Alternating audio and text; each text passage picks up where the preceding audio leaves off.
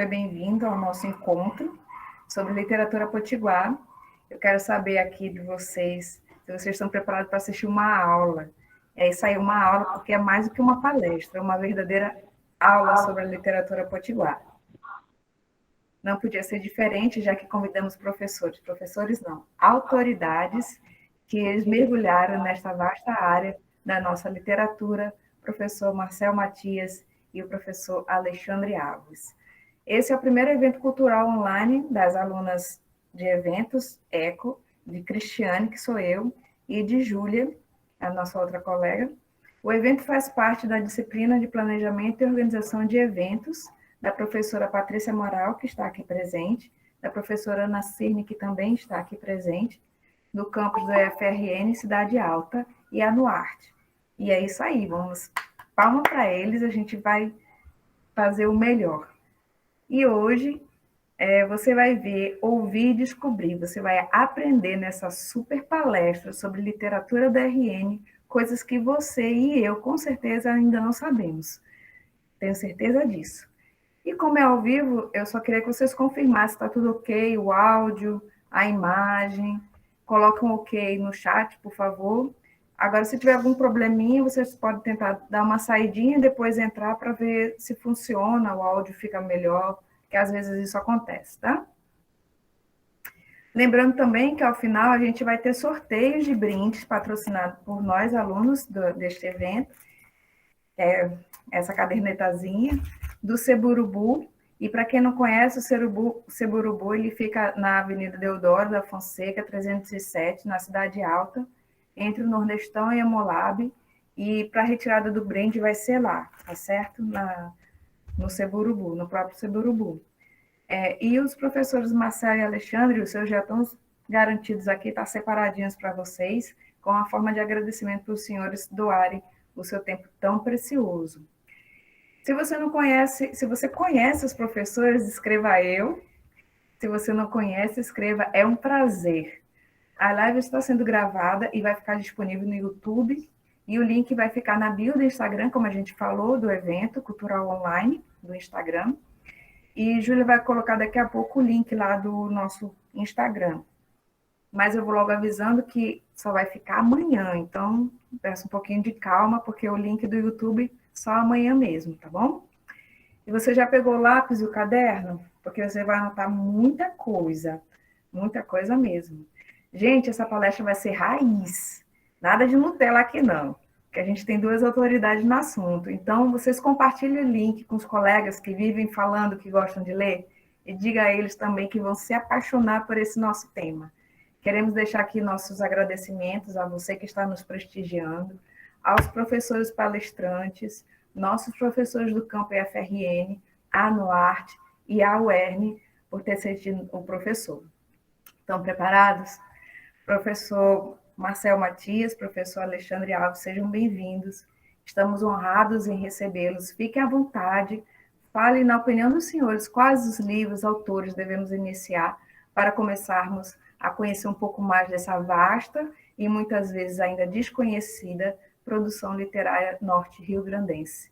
Vamos começar com o nosso professor convidado, professor Alexandre Alves, professor de Literatura Brasileira da UERN, doutor em Literatura Comparada pela UFRN, autor de mais de 10 livros na área, entre eles a trilogia Poesia Submersa, Poetas e Poemas, do RN, de 1900 a 2000. Tem experiência na área de letras, atuando principalmente na área de literatura brasileira, teoria da literatura e literatura inglesa, e é membro do grupo de pesquisa de linguística e literatura da UERN e professor colaborador do Núcleo Câmara Cascudo de Estudos Norte Rio-Grandense da UFRN. Professor, a palavra é sua. Sei que você encontrou, meio sem querer, um livro de um dos primeiros poetas do RN. Como foi isso? E uma provocação. Literatura potiguar existe?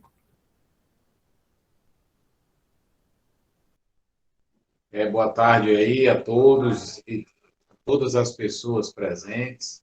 É um prazer estar aqui online. Infelizmente não podemos ainda estar de forma presencial, mas agradeço aí ao convite das organizadoras do evento, das pessoas do IFRN que também estão por trás da disciplina, e dizer que também é muito legal ver esse pessoal aí online, aí, o professor Marcel Matias, o Gustavo Luz, da editora Queimabucha, outros professores do IF aí, como o Tito Matias, e a todos vocês aí, que é um prazer, aqueles que eu não conheço, e vamos dar início aqui a esse bate-papo sobre literatura potiguar.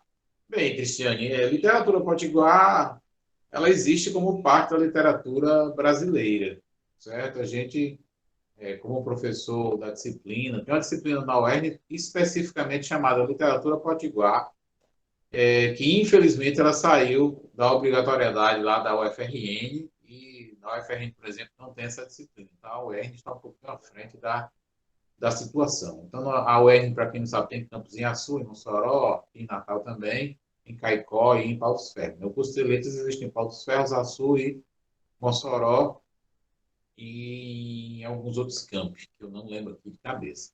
Então, assim, ela existe, mas é assim, o professor costuma dar aula para explicar que ela faz parte da literatura brasileira, porque, entre aspas, né, não existe literatura gaúcha, literatura pernambucana, baiana, tudo isso é literatura brasileira. Se faz esse estudo da literatura potiguar porque ela é pouco estudada, ela é pouco discutida, então a produção local fica muito restrita aos lançamentos e aos livros, então por isso é necessário discuti-la, né? Quanto à sua provocação, então, eu acho que ela existe sim, como parte da literatura brasileira, de forma geral. A outra pergunta sua foi quanto à descoberta aí de um livro que se julgava perdido. Esse livro aqui, que eu vou mostrar para vocês aqui, ó, certo? É o livro do José Leão, Aves de Arribação, que é um livro de 1877. Você não escutou errado, não. É de 1877, certo? É o segundo livro que o Potiguar publicou que a gente coloca as mãos nele. Antes havia a Anísia Floresta, com o seu A Lágrima de um Caeté, está aqui em sua última edição, de 1999, certo? De lá para cá ele não foi reeditado.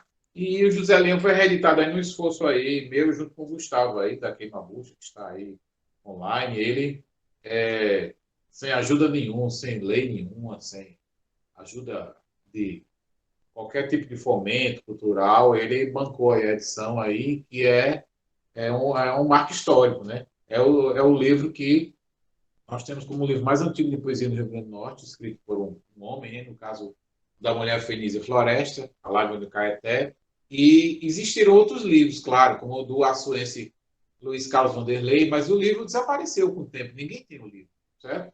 Esse livro foi encontrado, Cristiane, simplesmente em Brasília, no Senado Federal.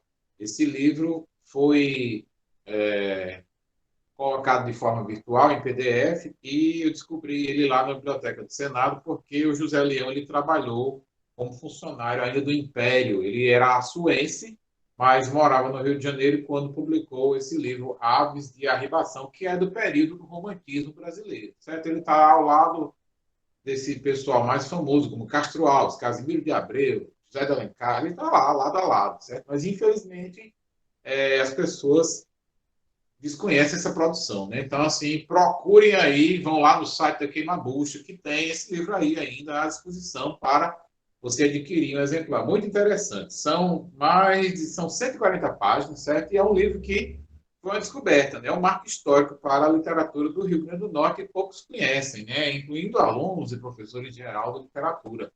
Então, é sensacional que ele tenha voltado à cena, tá bom? Um dos nomes primeiros que nós lembramos, como nós falamos em literatura potiguar, é o de Alta de Souza. Alta de Souza realmente, pessoal aí que está aí vendo a transmissão, Alta de Souza ela já é citada nos livros do simbolismo brasileiro, do romantismo brasileiro, como uma das figuras que produziram nessa época aí. Então, esse livro dela, Horto, já tem bem aí 5, 6 edições, certo? Horto, tá bom? Essa aqui é a última edição, publicada pela UFRN, também é um livro bem longo, certo? Mais de 200 páginas essa edição. E é um livro assim que ficou marcado na literatura potiguar. Ela é o primeiro grande nome da literatura potiguar, irmã do também renomado Henrique Castriciano, que foi poeta, fundador da Escola Doméstica e outros. Mas eu vou mostrar outro nome aqui, que é da mesma época de Alta, 1902, chamado Ana Lima. Ana Lima é lá de Açu, ou seja, ela é da mesma época de Alta de Souza, mas infelizmente não teve a sorte de Alta de Souza, que é justamente ser republicada. Né? Ela só foi ser republicada no ano de 2012, certo? 110 anos depois que o livro saiu, por iniciativa da editora Azimuth. Então, esse livro aí já está fora, certo? De catálogo, né? Quem não pegou por volta de 2012, 13, realmente é difícil encontrar apenas nos sebos aí da cidade. O livro se chama Verbenas, publicado em 1902. O livro de Alta é de 1900, do ano de 1900. Portanto, ela não pertence sequer ao século XX, pertence ao século XIX. E é interessante que as meninas aí, participantes da transmissão, saibam que a produção feminina já vem desde essa época. Né? Existiu também uma revista em 1914 e 1915 chamada Via Láctea, que era apenas escrita por mulheres. Então, assim, é uma produção muito interessante do século XIX. Então, essa literatura ela já vem de longa data, ela já existe, né, como um referencial da produção local desde o século XIX. Um grande problema que existe aqui no Estado, e é por isso que algumas pessoas não conseguem ler mais essa literatura produzida aqui, é porque a maioria dos livros, eu digo isso como estudioso, né? Estou lidando com a literatura potiguar e com poesia em geral e prosa, já há 25 anos nisso, então eu sei muito bem a dificuldade de encontrar determinados livros. Então, eles simplesmente somem das estantes das livrarias, e se você não conseguir um lançamento ou relançamento, é muito difícil. Né? Então, aqui nós temos 3 editoras que estão, assim, aos poucos, reeditando algumas obras importantes. Né? A Queima-Bucha reeditou o Zé Leão, Asilo Amédio com Rosa de Pedra, a Sol Negro Edições reeditou recentemente aí o Antônio Pinto de Medeiros. Tá bom? E o Sebo Vermelho vem reeditando inúmeras obras da literatura potiguar, como o José Bezerra Gomes, como outros autores que estavam fora de catálogo e estão sendo literalmente reeditados por conta própria lá do Sebo Vermelho, o editor Edmael Silva. Então, assim, é uma complicação para a literatura produzida aqui no Rio Grande do Norte, justamente você encontrar o livro. Então, esse livro aí acaba se tornando raro e caro. Então, é algo que vocês precisam ter, digamos assim, uma espécie de noção, porque é muito difícil. Por exemplo, esse aqui é o primeiro livro moderno no Rio Grande do Norte. Ele é nesse formato aqui, estranho, tá? Se chama Livro de Poemas de Jorge Fernandes. Calma, essa aqui não é a edição original, eu só conheço uma pessoa que tem essa edição original. Foi publicado em 1927, e assim, uma edição original desse aqui hoje é entre 5 mil e 10 mil reais, se for encontrada, certo? São raríssimos. Esse aqui é uma reedição de 1997, que saiu pelo governo do Estado. Para mim, esse é o livro que todo norte-rio-grandense deveria ter na estante de casa, se isso fosse um sonho possível. Eu gostaria muito, sabe? Esse daqui é um livro sensacional, são apenas 50 poemas, todos modernos, e quando foi devido à adoção do verso livre, né? Ou seja, não tem rima, não tem métrica. Aí você fica falando, mas Alexandre, você está falando só de poesia, não tem prosa não nessa situação toda. Olha, a prosa potiguar, comparada com a poesia, ela é em menor quantidade, certo? E menos renomada do que a poesia. Por exemplo, os primeiros livros de conto daqui, ou de teatro, por exemplo, eles se perderam, eles datam ali da década de 1910, mas infelizmente eles não vieram a ser reeditados e se perderam. Simplesmente ninguém tem esse livro mais. Então, assim, é uma pena que isso tenha ocorrido, mas faz parte do contexto aí de uma cidade muito pequena em que a cultura ainda não era levada muito a sério, né, no começo do século XX, assim como no Brasil. Para quem não sabe, a primeira editora brasileira é a de Monteiro Lobato, a Brasiliense, fundada ali no final da década de 1910, começo de 1920, que é a Brasiliense. E assim, antes não havia editora brasileira, havia editoras estrangeiras, como a Livraria Garnier, que publicavam os livros do hoje famoso Machado de Assis. Então, era uma editora estrangeira que bancava os livros do Machado de Assis, inclusive, né, publicava também em francês lá na Europa. Então, assim, tem todo o contexto que nós precisamos entender sobre essa produção local, que infelizmente acaba se perdendo, né, com o tempo devido a essa situação do livro não ser reeditado, tá bom? Mas aqui vai o poderoso chefão, Luiz da Câmara Cascudo, certo? Ele tem um livro chamado Crônicas de Origem, que foi publicado em 2010, que coleta crônicas, mas esse aqui é um dos 10 volumes do livro das velhas figuras. São 10 volumes, cada volume tem 150, 200 páginas, com crônicas do Cascudo publicadas nos jornais natalenses entre 1920, década de 20, até chegar na década de 60, se eu não me engano, certo? Então são centenas de crônicas. Então ele é o nosso primeiro entre as. Depois nós tivemos o Policarpo Feitosa, que era simplesmente o governador do estado. Ele publicou romances na década de 30, como o romance Gizinha, que já era um romance assim, urbano, né, se passa em Natal. Então tem todo um referencial também do contexto local. Mas Câmara Caçuda assim, é o nosso cronista aí na década de 20 e 30, né? A jornalista Cíntia Lopes é um parente aí, que era cronista também nessa época, e o livro está para sair, mas infelizmente aqui eu não estou lembrado do nome do livro. Então, assim, é outra descoberta também local, tá bom? Então, nessa época daí, surgiu também um livro muito renomado, que é esse daqui. Esse aqui é o primeiro romance do Rio Grande do Norte que teve uma atenção nacional. Se chama Os Brutos, de José Bezerra Gomes, ele é de Currais Novos. Então, veja bem, não é só Natal que é o centro, né? Já falei de poetas aqui, de Açu, de Natal, né? Esse daqui é de Currais Novos, e o romance do José Bezerra Gomes, ele foi republicado já algumas vezes, a edição mais recente é do Sebo Vermelho, e é um romance regional na linha lá do Vidas Secas, tá bom? É do José Lins do Rego também, e outros autores ali da década de 30, que é renomada por ser uma fase regional na prosa, mas também tem muita prosa urbana na década de 30, como eu me referi agora ao livro Gizinha, o romance do Policarpo Feitosa, publicado na década de 30, ele foi republicado, se não me engano, duas vezes ainda, mas atualmente está fora de catálogo. Então, assim, a gente fica comentando e assim, será que esses livros não poderiam chegar mais fácil aos norte-riograndenses, ao leitor em geral? Olha, para isso a gente precisa de uma política pública que facilite a produção desses livros, porque todo mundo sabe que livro é um produto caro, não é um produto barato, certo? Então, para isso, né, teria que haver, sim, interesse por parte do governo, assim como tem interesse por parte do governo naqueles que investem nisso daí, não só aqui dentro do Brasil, mas como fora. Então, tem que ter essa contrapartida aí, porque senão realmente essa cultura local ela acaba se perdendo. E a cultura é um dos dados mais importantes, né, na vida das pessoas, tá bom?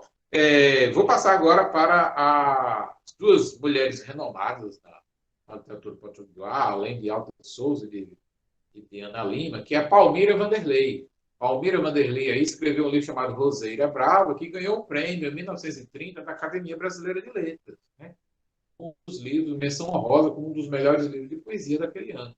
Ela foi reeditada em 1965 e somente agora, em 2017, eu acho, 2017, ela conseguiu essa reedição organizada pelos professores Humberto e o João Palhano, que reeditaram aqui, fizeram uma seleção de poemas e colocaram aí à disposição. Sem conta esse livro aí, acho que provavelmente a Cooperativa Cultural do campus universitário deve ter para vender. Tá bom? Palmeira Vanderlei. Um livro muito interessante. Ela mistura o romantismo com um lado mais moderno, usando o verso livre também, sem métrica e tal. A outra, certo, é essa daqui. Essa daqui acho que você já ouviu falar. Quem ouviu falar em Vila Mamédia aí, coloca aí o comentário no chat, porque essa daí provavelmente, certo, é o nosso maior nome na poesia. Essa daqui é a edição republicada de Rosa de Pedra, e ela saiu em edição bilíngue. A tradução foi feita por mim para o inglês, para a língua inglesa, e também é uma edição lá daquele Mabucha, lá de Mossoró, autorizada pela família de Zila Mamed aí, que era para comemorar os 60 anos de Rosa de Pedra, que é uma obra da década de 50 que nunca tinha sido reeditada de forma autônoma, certo? É um livro fininho, é muito interessante. Ele tem 100 páginas, tá certo? Tem 36 poemas, tem um estudo crítico meu. Então, essa daqui é talvez a mais renomada escritora da poesia do Rio Grande do Norte. Ela aparece em coletâneas tratando do modernismo, também da própria fase contemporânea, ela está sempre presente como um nome aqui do Rio Grande do Norte a ser lembrado. Tá bom? Aí você pode estar perguntando também, né? Mas, Alexandre, pai, a poesia popular, você está falando dessa poesia mais canônica, né? Mais renomada, estudada pela universidade.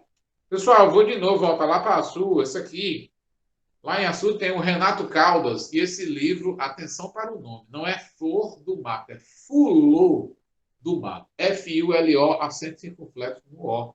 Esse livro aqui ele foi reeditado várias vezes e é um livro de aquela poesia mais popular, né? Que as pessoas confundem com poesia matuta também, é poesia regional, e ele faz essa mistura aí em Fulô do Mato. Isso aqui é a edição facsimilar de 2002, mas esse livro deve ter 10, 12, 15 edições, não sei. E se tornou também um dos mais evidentes aqui na chamada literatura popular. Certo? Hoje você tem um nome como Antônio Francisco, mas antes de Antônio Francisco você teve o Ferreira Itajubá, você teve aqui o Renato Caldas, o livro é de 1939, certo? E foi reeditado várias vezes. Semana passada, aliás, há 2 semanas, tivemos aqui a descoberta de um nome lá de Mossoró. O professor Cláudio Galvão, também autor de biografias sobre Zila Mamede, Antônio Menezes e outros potiguares, conseguiu encontrar a poesia dessa cidadã chamada Ellen Ingersoll. Ela é filha de canadenses, morava em Mossoró, veio para o Natal e depois foi para o Rio de Janeiro. Ele conseguiu encontrar 20 poemas publicados em jornais natalenses, e esses poemas são sensacionais do ponto de vista tanto estrutural quanto de temática. Né? Você tem dele erotismo, você tem aí o verso livre, você tem aí o lirismo também tradicional. Então, a poesia dela era muito intensa e também publicada entre fins da década de 40 e começo da década de 50. Então, assim, no pós-guerra era muito difícil uma mulher publicar livro de poesia desse teor. Tá? Nessa época, para vocês terem ideia, né, havia poucas mulheres na literatura brasileira de forma geral, como Cecília Meirelles, Henriqueta Lisboa e mais algumas. Então, isso aqui é uma novidade que precisa ser estudada, né, pelos professores e alunos aí que têm interesse na literatura potiguar. Acabou de sair faz 2 semanas, foi publicado pela Sociedade Amigos da Pinacoteca, e assim, que eu saiba, o pessoal está vendendo aí, Vitor, pelos contatos virtuais aí. Procure no Facebook aí essa sociedade, e eu acho que é Isaura Rosado, que foi já da parte aqui do governo do Estado, no governo anterior, e ela está publicando isso. Que eu saiba, foi ela. Acho que o Cláudio Galvão também pode ser entrar em contato com ele para conseguir. Mas é uma poesia muito interessante, vem com fotos também, um pequeno estudo crítico no começo. Então, assim, é um livro essencial para hoje ter se descoberto. Então, além dela, podem ter vários outros nomes ainda. Por isso que essa literatura potiguar só faz aumentar, ela nunca diminui, né? Ela se expande à medida do possível, certo? Então, é essencial que vocês tenham isso daí como um referencial dessa poesia potiguar. Eu ainda estou assim, na década de 50, né? Na década de 60 houve um movimento nacional chamado Poema Processo, que é uma vanguarda nascida também ali, junto da poesia concreta, né? Que foi surgida na década de 50, após a Segunda Guerra, né? Que é uma poesia que lidava com uma mistura de poesia, com artes gráficas, artes plásticas, fotografia, comunicação, né? Então era muito misturado. E esse Poema Processo ocorreu simultaneamente aqui no Rio Grande do Norte e no Rio de Janeiro, e vários potiguares participaram dessa situação de lançamento dessa poesia, desse poema processo. Né? Ele é muito discutido ainda se ele entra no campo da poesia ou das artes plásticas, porque os próprios teóricos do poema processo, um diz que é poesia e outro diz que não é, e aí a gente fica estudando, e até hoje é um elemento que dá muita discussão, né, para o estudo do poema processo. O poema processo durou de 67 até 72, mas depois continuou sendo produzido por alguns nomes, como o Anchieta Fernandes, o Dálio Varela, Falvi Silva, entre outros, tá bom? E é uma poesia, obviamente, visual, né? Isso daí, com certeza, há de se convir. Na década de 70, pessoal, também surgiu o Neiliano de Castro, certo? Ele surgiu na poesia na década de 60, mas durante a década de 70, ele começou a publicar também sua prosa, e ele tem um livro muito famoso, peço perdão porque eu não achei aqui na minha estante, tá? Que deu origem àquele filme O Homem que Desafiou o Diabo. O nome do romance dele é As Pelejas de Ojuara, foi publicado já por editoras do sudeste do país, e você acha normalmente aí nos sites virtuais que vendem livros, tá bom? E é uma obra que, né, virou filme, por exemplo, e é de um autor potiguar, e pouca gente sabe que ele é potiguar, certo? Ele fica na ponte aérea Rio e Natal, né? Então ele passa um tempo aqui, um tempo lá, faz tempo que ele não vem para cá, devido à pandemia também, mas é outro nome da década de 70 muito interessante para ser estudado ainda, né? Ele é pouco estudado pela academia, pelos alunos, universidades, etc. Então, assim, é uma literatura muito vasta que nós temos aqui no Rio Grande do Norte, e eu espero que vocês estejam, assim, conectados aí com esses nomes aí que vocês têm em mente, tá bom? Você vai agora também me perguntar, né, Cristiane também aí, talvez saiba, não saiba, né? Aí, mas tem coletânea sobre a literatura potiguar? Tem estudos sobre essa literatura? Temos vários estudos, tá bom? Um deles, por exemplo, essa coletânea, Escritoras do Rio Grande do Norte, certo? Organizado por Constância e Diva Cunha, tá bom? A Constância era professora da UFRN e Diva Cunha também. Elas lançaram esse livro aí no ano de 2013, certo? É uma coletânea de escritoras daqui, de prosa e de poesia. Então, assim, é uma bela introdução para quem quer saber da produção feminina no Rio Grande do Norte. Tá bom? Outro livro muito interessante é este aqui, que é Informação da Literatura Potiguar, que é do professor Tarcísio Gugel, e é assim, é um clássico. Quem quiser saber da literatura potiguar tem que comprar esse livro aí, tá bom? É bem volumoso, tá? Mas assim, é muita informação essencial para que você tenha. Ele tem várias fotos também, então ajuda também. O texto do professor também é bem fácil de ser lido. E então, assim, é uma produção muito vasta, certo? Voltando mais para o lado recente, aqui também tivemos, isso daqui é algo que eu vou ter até aqui, fazer uma provocação para o professor, né, Marcel Matias, né? Nós temos uma produção tão recente que ela é pouco estudada. Por exemplo, os poetas marginais existiram aqui, mas as pessoas só lembram da poesia marginal brasileira. Aí lembra do Chacal, aí lembra do Cacaso, lembra do Leminski, mas desconhece que aqui teve poesia marginal. Você teve o João da Rua, que é professor do IFO, João Batista Moraes Neto. Você tem o Carlos Gugel, que para mim é a potência dessa poesia marginal local, certo? E vários outros nomes. A própria Marise Castro, que hoje é um dos nomes da poesia contemporânea potiguar, ela nasceu junto dessa geração. Inclusive Diógenes, né? O advogado. Diógenes teve um livro com uma tendência marginal, mas ele é mais ligado à escrita lá do João Cabral, do Melo Neto, mas ele tem um livro chamado Instrumento Dúctil, que é poesia marginal do começo ao fim. Né? Isso quando ele era reitor do FRN. Esse livro aí, inclusive, nunca foi reeditado, certo? E assim, nós temos inúmeros autores, né? Vou passar para a prosa agora, tá bom? Olha, aqui em Natal, você tem esse cronista muito bom chamado Berilo Vanderlei. Ele escrevia para a Tribuna do Norte, tá? E outros jornais aqui. Infelizmente faleceu cedo, deixou apenas 2 livros, mas se você conseguisse O Menino e Seu Pai Caçador, compre. Compre um, não, compre 2. Um para você e outro para dar de presente. Porque é sensacional as crônicas do Berilo Vanderlei. Infelizmente está fora de catálogo, mas é assim, um dos nomes que eu sempre levo para as aulas de literatura potiguar na UER. Tá? São crônicas de uma página, 2, 3, mas são sensacionais.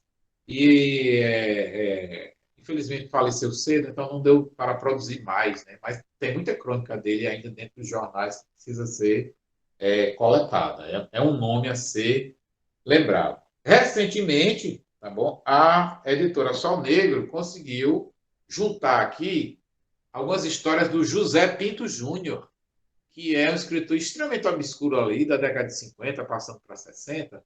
Esse livro se chama Hotel Los Toros. Tá? São contos bem urbanos, para dizer a verdade, bem modernos, e que ele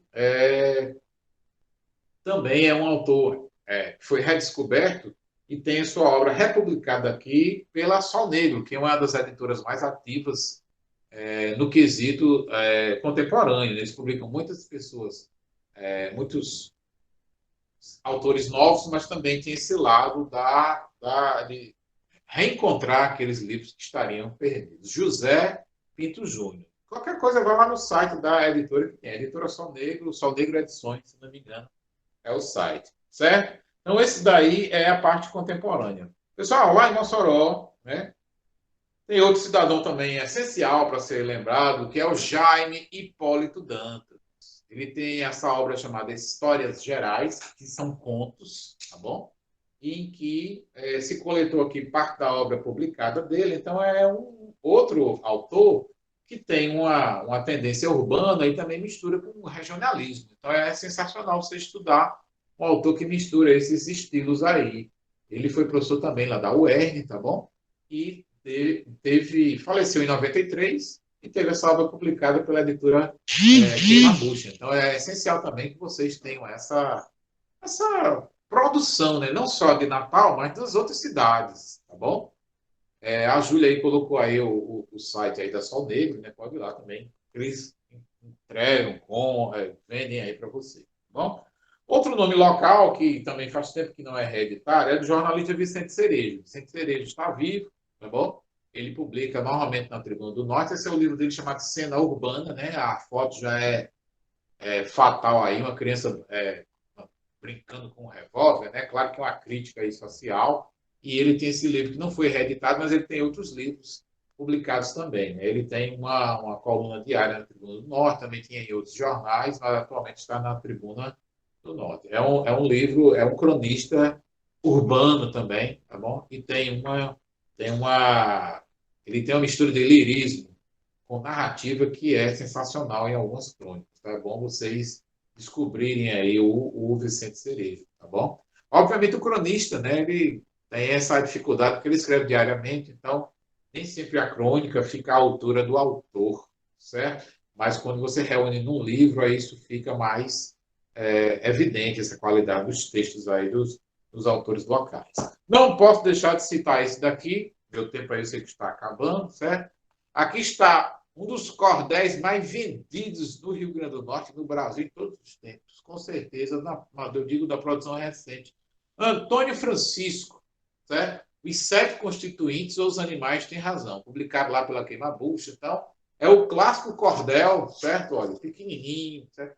Leva isso para cá, para a sala de aula, o pessoal compra, certo? Então, é sensacional levar isso para a sala de aula, até para o ensino fundamental mesmo, ensino médio. Esse cidadão Antônio Francisco é o cidadão que marca o cordel contemporâneo aqui no Rio Grande do Norte. Ele está sendo publicado já por editoras fora do estado, então já é. Eu acho que provavelmente ele é o único autor do Rio Grande do Norte que vive da literatura dele. Eu não conheço outro. Ele vive de publicar os seus cordéis e livros, tá bom?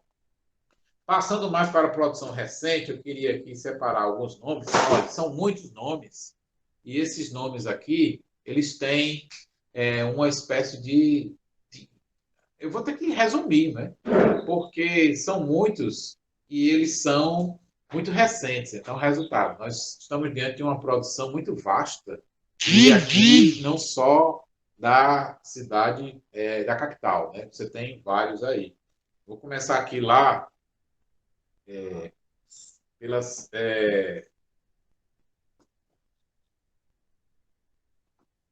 pelo litoral. Pessoal, esse aqui é Gilberto Avelino. Ele é lá de Macau. Esse cidadão, ele tem mais, acho que ele tem mais de 10 livros de poesia e assim, ele publicou muito ao longo da vida. Infelizmente já faleceu, mas deixou uma obra muito vasta, né? Ligada ao litoral, né? À vida no litoral, né? E também à sua cidade, né? E à região. Assim, compre qualquer um. ele, para mim, precisa ser estudado, precisa ser lembrado como um dos nomes da poesia do Rio Grande do Norte, contemporânea, inclusive. Ele começou a publicar, se eu não me engano, no final da década de 70 e publicou até os anos 2000, perto do falecimento dele lá. Gilberto Avelino. Você encontra aí, com certeza, nos sites de venda de livros usados, você encontra esse daí, tá bom? Lá de Mossoró, vou citar dois nomes, depois vou passar aqui para Natal, que são, eu tenho que resumir, né? São muitos. Você, meu Deus, não imaginava que a literatura do Rio Grande do Norte tivesse isso tudo, né? Mas tem, ó, aqui Caliane Amorim, também tinha outros livros chamados Caliane Cibele de Amorim, ela reduziu o nome, isso aqui é o último, não, já saiu o outro, já é o penúltimo, isso aqui chama-se Relicário. Ela é uma espécie de Cecília Meirelles local, tá? É muito lírica a poesia dela e voltada a essa ligação do homem com a natureza, que é um aspecto muito presente ainda na poesia produzido no interior do estado, até pelas condições, né? As cidades são pequenas, a natureza está bastante presente, é diferente um pouco da produção da cidade natal. E para mim esse aqui é um dos melhores livros dos últimos anos, não só da literatura potiguar, mas da literatura brasileira. Se chama Anatomia do Ócio, de Leontino Filho, Raimundo Leontino Filho, cearense radicado aqui há mais de 30 anos, tá? Então ele é bem mais potiguar do que cearense, ele foi professor da UERN também, e ele tem esse livro aí, passou aí uns 20 anos sem publicar, mas tem a Anatomia do Ócio, que é um excelente livro de poesia, tá bom? É essencial que vocês tenham isso aí em mente. Aí você vai dizer, mas Alexandre, tem muita poesia, não tem? Tem, poesia tem muita, certo? Entre os prosadores mais recentes, nós temos um cidadão aqui que ele nasceu em Mossoró, mas ele não mora mais aqui, certo? É o escritor João Almino. Ele mora em Brasília, mas ele nasceu em Mossoró e assim, ele fica desterritorializado, né? Ele nem é brasiliense, né? Nem é potiguar. Ele virou um autor brasileiro, no final das contas. Então, ele tem vários romances publicados, então, assim, ele é um dos nomes da literatura potiguar recente que nós podemos dizer que é uma produção local também. Ele vem aqui de vez em quando, mas ele tem uma produção muito mais ligada à cidade de Brasília, por exemplo, como cenário, os personagens e tal. Outro, como eu já falei, é o Neliano de Castro, que tem uma produção também vasta na área do romance. Ele tem um livro de crônicas recente chamado A Rua da Estrela, perdão também por não ter achado aqui na estante. Foi publicado aí, acho que em 2010, 2011, pelo Sebo Vermelho, e é uma coletânea de crônicas dele, que ele publicou também em jornais locais. Então é um nome essencial para você ter como um nome desses mais recentes para se falar, certo? Claro que ele já tem 70 anos de idade, mas é um escritor de prosa bem relacionado com a crítica do sul e do sudeste, e aqui ainda é pouco conhecido, tá bom? Vou provocar aqui, olha, isso daqui é um livro inclassificável, desse jovem chamado Vitor H. Azevedo. Se chama Nossa Senhora dos Alagados. Para vocês terem ideia, eu estou lendo o livro há muito tempo e eu estou tentando decidir se ele é uma coletânea de contos ou se ele é um romance picotado, fragmentado, sabe? E ele simplesmente é classificado como ficção brasileira. É ótimo, né? Mas ele faz parte aqui da literatura contemporânea. É um exemplar que você pode colocar aí debaixo do braço e dizer que é um belo exemplar da literatura contemporânea potiguar. É um jovem ainda, tem 20 e poucos anos, e tem uma produção também na área da poesia, e é assim, um dos nomes que eu indico na prosa local, atual. Tá bom?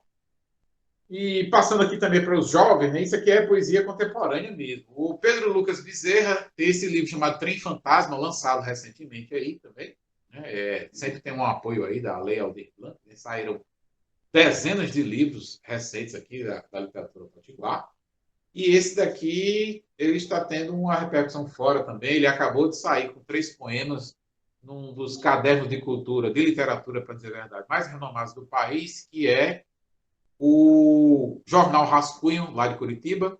Ele teve poemas publicados pelo Jornal Rascunho. Então, assim, ele está tendo uma repercussão muito boa do livro. A única questão que eu achei do livro é que ele tem poema demais, né? Mas ele, conversando com o autor, ele disse que foi uma situação da editora, não foi culpa dele. Por ele, teria menos poemas, tá? Porque fica uma overdose de textos para para você ler, e isso daí acaba complicando a produção para a leitura, tá bom? Vou finalizar aqui, Cristiane, aí vai passar a palavra para o professor Marcel Matias, que com certeza vai falar de outros aí que eu nunca falei, tá bom?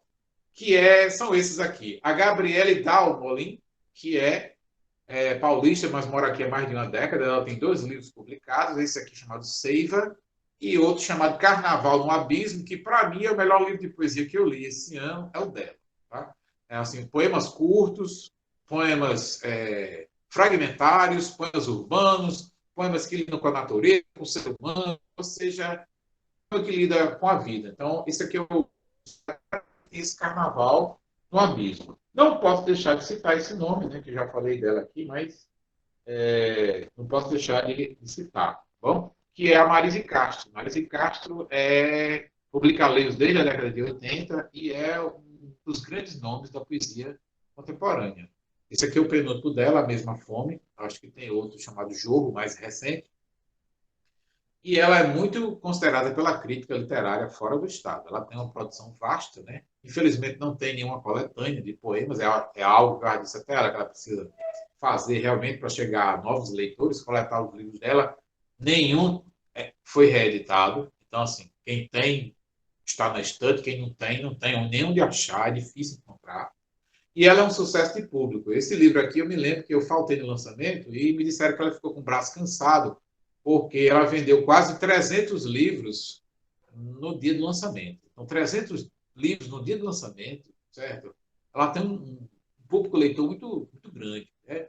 Eu não gosto de falar de produto e consumo, não. Eu não gosto de usar essas palavras quando eu me refiro à arte. É um público leitor. E esse público leitor dela é fiel já desde a década de 80. Já foi publicada também em outras línguas, em revistas estrangeiras, foi publicada já em inglês também, se eu não me engano, em espanhol e francês. Então, é um dos nomes locais que nós temos que dar uma atenção, com certeza. Vou finalizar aqui, Cristiane, aí, demais organizadores, com essa cidadã também, que é a Iracema Macedo. Ela tem esse livro chamado Lance de Dardos, que é um livro de poesia também, que ela não mora aqui, mas vem sempre aqui lançar os livros e também ela faz parte do que a gente chama mais de literatura brasileira. Ela está em coletâneas também da literatura brasileira recentes e tem uma produção também, já tem 5, 6 livros, se não me engano, e são muitos os nomes a falar sobre a literatura potiguar. Isso aqui foram apenas alguns, né? Sim, claro. Né? Lembrando o Mallarmé, com certeza, o seu lance de dados, né? Que é o lance de dados.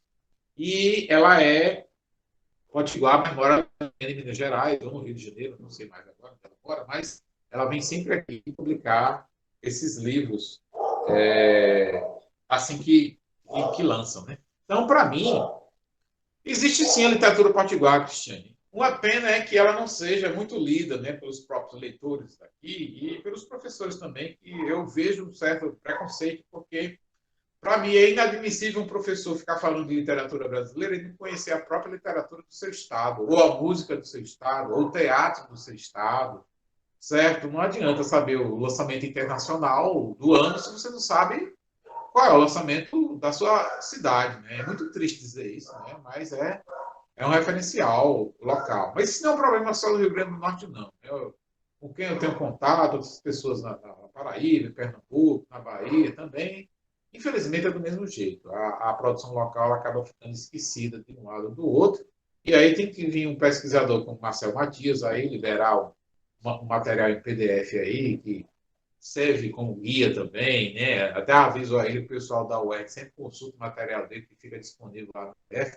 Ele está fazendo um serviço de utilidade pública, né? O professor Marcel Matias. Então, assim, a gente agradece muito o esforço dele também em tratar da literatura potiguar, assim como outras pessoas também na UFRN, como o professor Humberto Hermenegildo, tá bom? Que é uma das pessoas que estão por trás lá do Núcleo Câmara Cascudo do Instituto Norte Grandense, republicando obras como a de Ferreira e Itajubá, junto com alunos, né? A que eu mostrei de Palmeira Vanderlei e outros. Mas o que eu acho é que realmente aí que a literatura potiguar ela é bastante presente, né? Eu acho que o que falta mais para ela é uma espécie de divulgação maior, não só das editoras, mas dos próprios autores, enviar esses livros para fora, para a imprensa de fora, né? Tentar esse contato aí, que é difícil, né? O Brasil é um país de dimensões continentais, então de vez em quando fica difícil aí essa comunicação. A gente tem uma overdose de lançamentos, e quem tem que fazer isso é a crítica literária local, que tem um referencial de poder sobre isso. Tá bom? Eu acho que eu já falei demais, desculpem aí, Cristiane aí, professor Marcel Matias, e o público aí, se quiser fazer perguntas. Eu queria saber, assim, desses estudos que você mostrou, que a gente viu que é muita informação mesmo, assim, desde 1800, então, assim, desses todos, escolha um para sugerir para a gente começar, qual você sugeriria? Se for poesia, comece por Zila Mamed, qualquer livro. Se for prosa, Zila Mamed e Jorge Fernandes. Não posso esquecer de Jorge Fernandes, o livro de poemas de Jorge Fernandes. Esse você acha fácil na internet por R$ 10 ou 15. E se for prosa, você pode pegar aí, com certeza, o Câmara Cascudo, aí, o livro das velhas figuras, é um cidadão que escreve muito bem, certo? E mais recentemente, na prosa, você pode pegar aí autores que podem ser mais recentes, como o caso do Leiniano de Castro, o seu As Pelejas do Juara, certo? E pode também pegar escritores ainda mais recentes que têm ainda pouca produção. A produção de romance aqui é muito pequena, certo? Mas, assim, o livro de contos e crônicas, né, como esses que eu mostrei aqui, você pode pegar esse do Jaime Hipólito Dantas, pode pegar esse do Berilo Vanderlei, né, tentar encontrar. Mas, assim, eu não tenho nenhum. Acho que o professor Marcel Matias pode até falar mais propriedade do que eu, né? Porque algum editor recente de romance ou de prosa em geral que tenha chamado a atenção dele, porque na minha visão, eles estão repetindo ideias e, assim, fica uma literatura já meio, até, não vou dizer o nome ultrapassada, mas com temáticas muito já bastante resolvidas na literatura brasileira. Mas na prosa, eu acho que você pode começar com o Leandro de Castro, sim. Eu acho interessante começar com ele. Seja crônica, seja contos, ele escreveu contos também, ou seja romance. Muito obrigada, professor Alexandre Alves. E agora a gente passa a pergunta para os nossos convidados, no caso, se alguém tem alguma pergunta voltada para o professor Alexandre Alves. Júlia, alguém botou alguma coisa no chat? Não? Não, no momento não. Pronto, então a gente vai passar a palavra para o nosso professor, professor Marcel Matias, por último, mas com certeza vai fechar com a chave de ouro mesmo. Ele é doutor em estudo de linguagem, literatura comparada pela Universidade Federal do Rio Grande do Norte, também é mestre também em literatura, em estudos de linguagem e literatura comparada, também pela Universidade Federal do Rio Grande do Norte. Ele é formado em jornalismo e letras, também pela Universidade Federal do Rio Grande do Norte. Atualmente ele é professor de língua portuguesa e literatura brasileira do Instituto Federal do Rio Grande do Norte. Realmente, o senhor gosta mesmo de palavras, né? Jornalismo, letras. Pode falar, professor, à vontade. Opa, boa tarde a todos e todas. Estão conseguindo me ouvir bem? Sim, certinho? Eu estou aqui com a máscara. Hoje, de meio-dia, minha internet caiu, né? Assim, a internet da NET. A gente até recebeu um comunicado que houve um problema. Então, eu vim aqui para a casa do meu pai para conversar com vocês.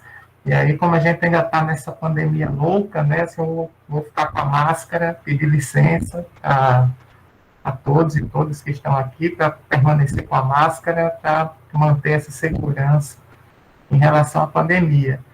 Então, assim, inicialmente eu agradeço o convite de Cristiane, Júlia, Patrícia, Ana Cirne, aqui para conversar com essa turma que está hoje aqui assistindo esse diálogo. e também, desde já, parabenizo a ideia de discutir literatura norte-grandense, né? Às vezes a gente também não tem esse espaço para dialogar a respeito da literatura norte-grandense. Então, esse é um espaço que, com certeza, vai ampliar o público da literatura norte-grandense. E também, assim, eu estava aqui assistindo ao professor Alexandre Alves, que é uma referência dos estudos que fazemos aqui no IFRN Cidade Alta, né? Nós consultamos a obra desse grande pesquisador, que é o professor Alexandre Alves, estava aqui anotando, pegando referência. Então, eu também parabenizo por essa conversa que teve aqui com a turma e agradeço a disponibilidade de compartilhar todo esse conhecimento aqui conosco. Então, muito bom. E vamos lá. Então, vou tentar somar, vamos dizer assim, vou tentar somar, colaborar um pouquinho dentro dessa temática da literatura norte-grandense. No IFRN Cidade Alta, nós temos o curso superior de produção cultural. E nesse curso, nós temos uma disciplina optativa que se chama Iniciação à Literatura Norte-Grandense. Então, eu sempre fico muito, muito feliz em poder ministrar essa disciplina, porque a gente se sente fazendo parte dessa ampliação de leitores, fazendo circular um pouco a literatura norte-grandense. E eu organizei, Cristiane, aqui um slide, só para tentar não me perder aqui na nossa conversa. Então, se for possível exibi-lo aqui, eu exibo, vou fazendo alguns recortes e a gente vai conversando, ok? Posso exibir esse slide? À vontade, professor. Deixa eu pedir mais uma vez licença aqui a todos e todas. E, inclusive, assim, antes de projetar os slides, Cristiane, vou marcar o tempo aqui, mas você pode interromper a qualquer momento, pode interromper se passar muito aqui a conversa. Eu vou só fazer um destaque a partir da fala do professor Alexandre, aqui nesse momento, que ele citou muitos autores, né? Realmente foi um percurso bastante vasto que ele realizou nesse curto espaço de tempo. E eu vou começar, antes de citar alguns autores, eu vou começar, assim, reforçando a importância dos pesquisadores como o professor Alexandre, né, para a nossa literatura norte-grandense. Porque é claro que é importante ter o leitor, ou melhor, o autor, né, tem que ter o artista publicando as obras, o leitor também, e esse leitor especializado, que é o crítico, o estudioso, o professor. Então, eu vou começar reforçando para essa turma que está aqui assistindo, João Paulo, e todas que estão aqui, reforçando a importância, né, Informação da Literatura Potiguar, do professor Tarcísio Gurgel. É uma obra que realmente fornece um repertório para quem quer conhecer e conhecer com qualidade, vamos dizer assim, a literatura norte-grandense. Inclusive, essa obra de 2001, eu recordo que eu fui ao lançamento aqui em Natal, tem essa boa recordação.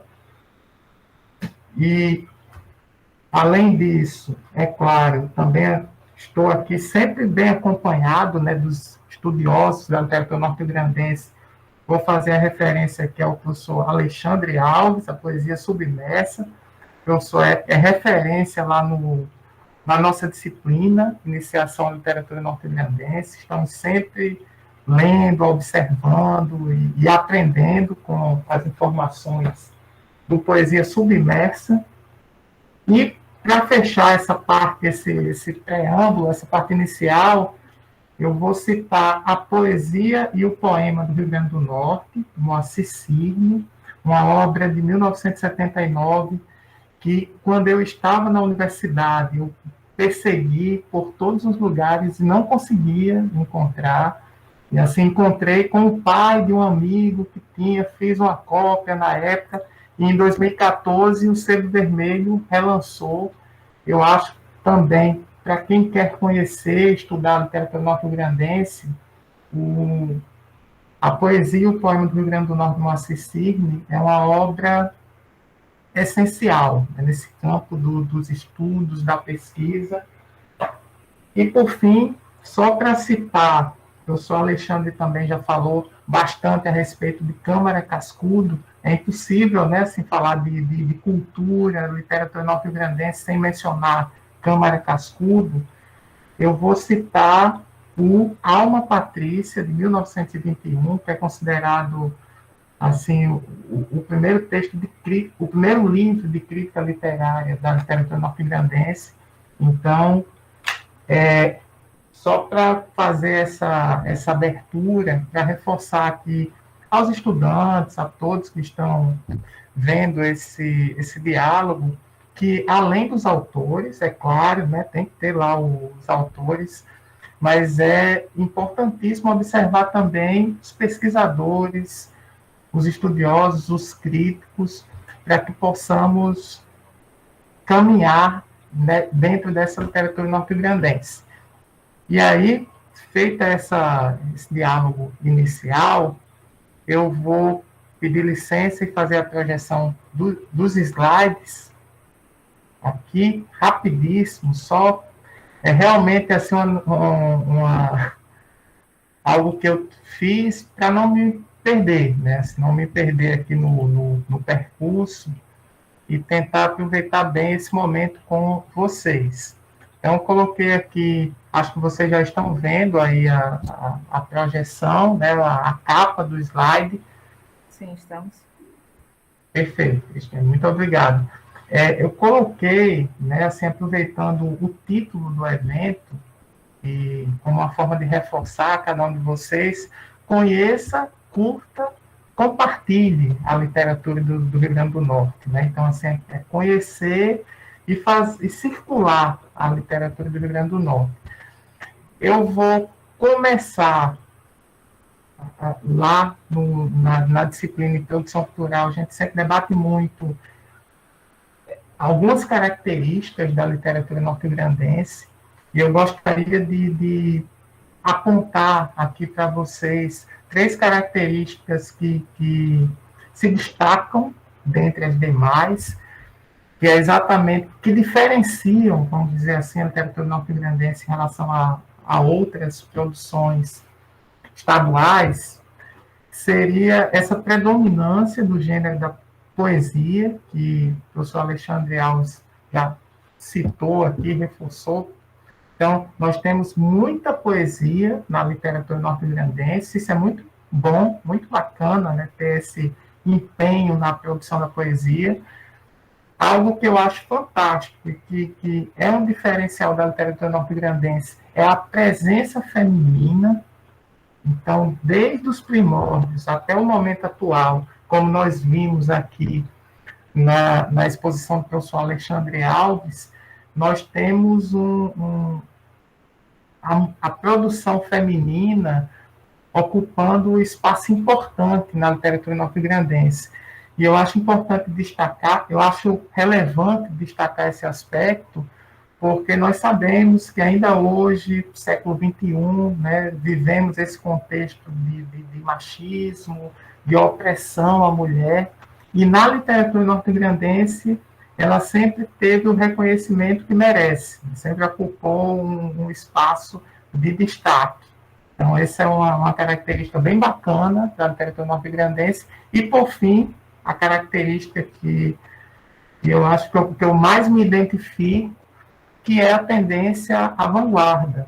Então, a literatura potiguar é uma literatura que não se acomoda, né? Está sempre buscando algo novo, está sempre buscando a originalidade, a ruptura em relação aos estilos que estão vigentes. Essa inquietação da literatura potiguar, essa tendência à vanguarda, é algo que sempre me chamou muita atenção desde da época de minha adolescência, quando eu tive contato com os primeiros artistas da literatura norte-grandense. Então, eu queria apontar essas características aqui, evidenciar para vocês que estão acompanhando esse debate, destacar que para entrar nessa questão de existe ou não existe, né, a literatura norte-grandense, Cristiane já perguntou um pouquinho antes ao professor Alexandre Alves, a gente sempre tenta enfrentar esse debate com o conceito de sistema literário de Antônio Cândido, que é um conceito que articula autor, obra e público, e na literatura norte-grandense, como vocês percebem e podem deduzir a partir da exposição do professor Alexandre Alves, nós temos, sim, autores, temos obras, o público podia estar mais ampliado, né, mas nós estamos aqui na batalha para que isso aconteça. Um evento como esse colabora muito para essa ampliação de público. Então, fazendo destaque a esse conceito de Antônio Cândido, do crítico literário Antônio Cândido, que Tarcísio Gurgel utilizou, e o professor Alexandre Alves também, né, no Poesia Submersa, Tarcísio Gurgel utilizou também em formação da literatura potiguar, é o conceito que nos permite dizer que existe literatura norte-grandense, sim. E aí eu vou tentar fazer uma espécie de linha do tempo, recortando 3 momentos da literatura norte-grandense: os primórdios, o modernismo e as tendências contemporâneas. E é claro que essa linha do tempo é com base em todos esses pesquisadores que eu estou citando aqui. Então, a gente tem, só para tentar contextualizar um pouco, nós temos os primórdios da literatura norte-grandense, iniciando ali final do século XIX, início do século XX.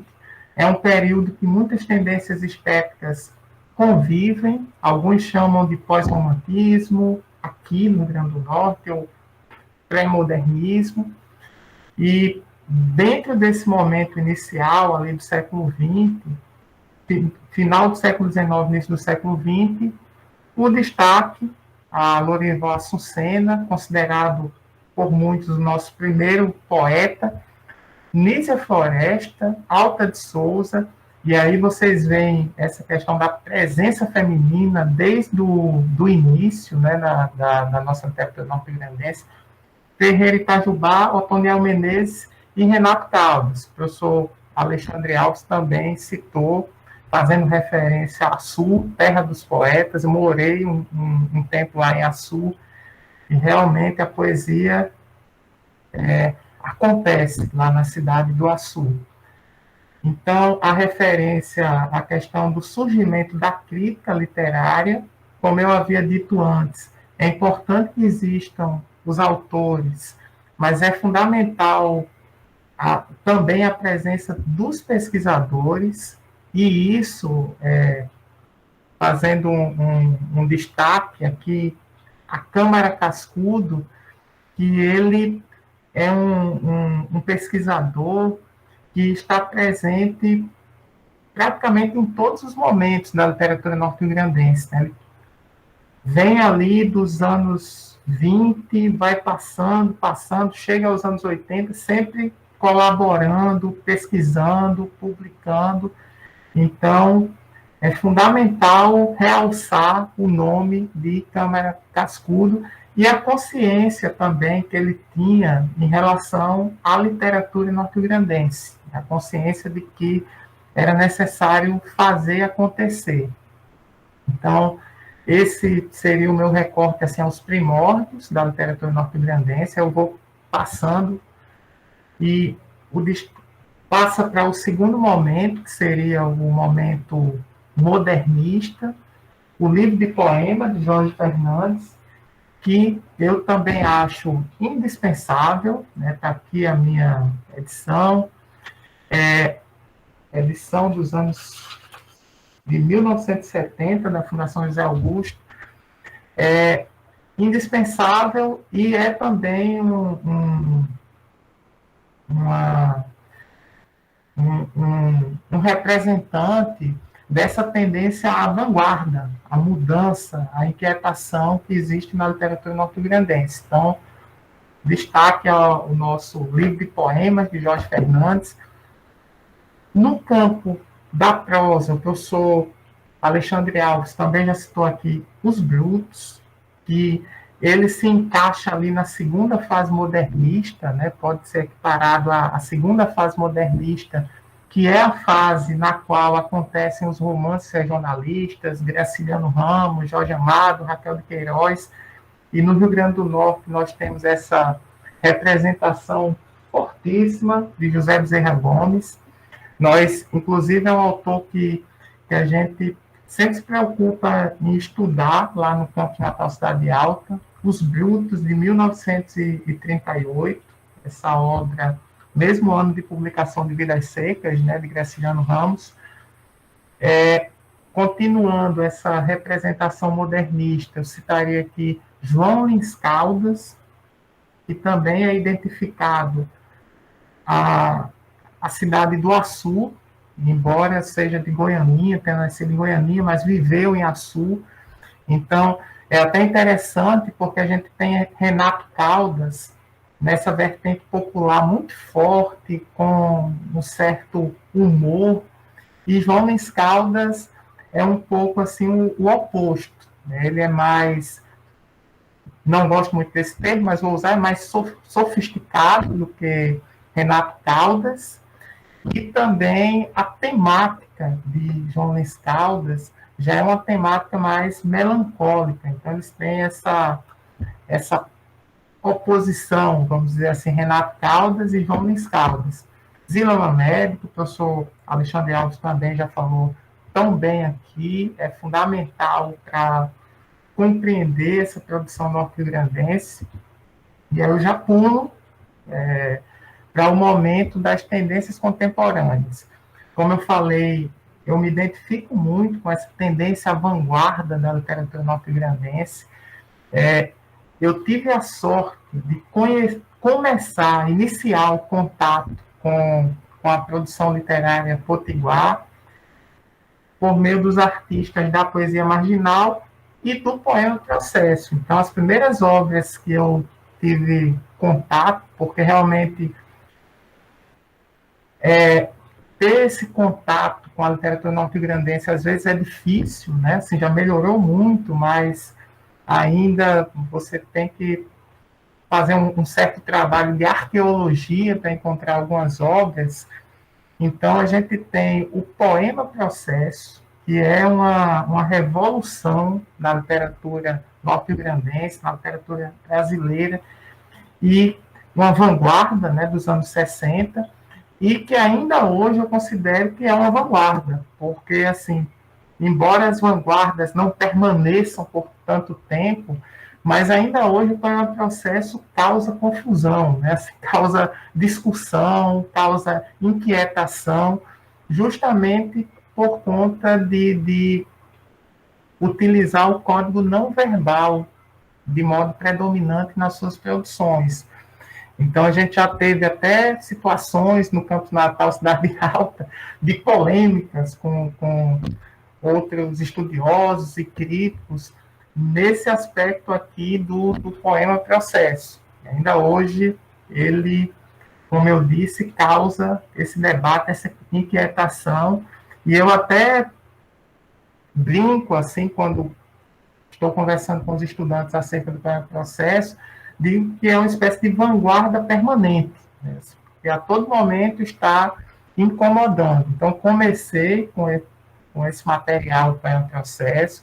Falve Silva é fundamental a minha formação como leitor de literatura, né, não apenas de literatura norte-grandense, Paulo Silva, Anchieta Fernandes, Moacir Cirne, e além desses artistas do Poema Processo, meu início, meus primeiros contatos com a literatura norte-grandense também aconteceram por meio de artistas da poesia marginal.